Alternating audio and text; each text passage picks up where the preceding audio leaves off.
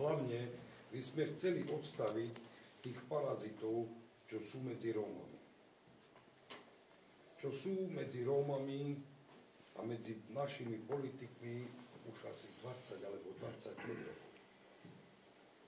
To sú tí ľudia, ktorí sú Rómovia a tú najväčšiu chudobu vlastne oni robia pre našich Rómov. Oni sú vlastne tí zapredanci, ktorí robia na tej chudobe biznis. A sú páni, ktorí sa ujmú toho a vedia, koho majú vybrať.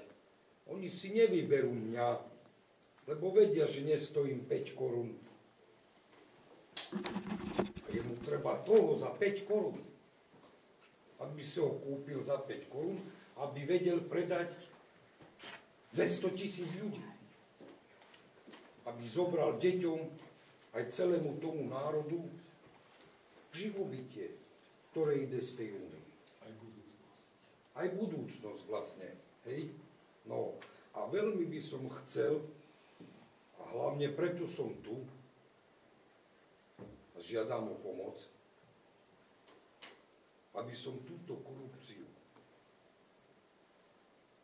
týchto, ja som ich nazval Judáši, rómski Judáši,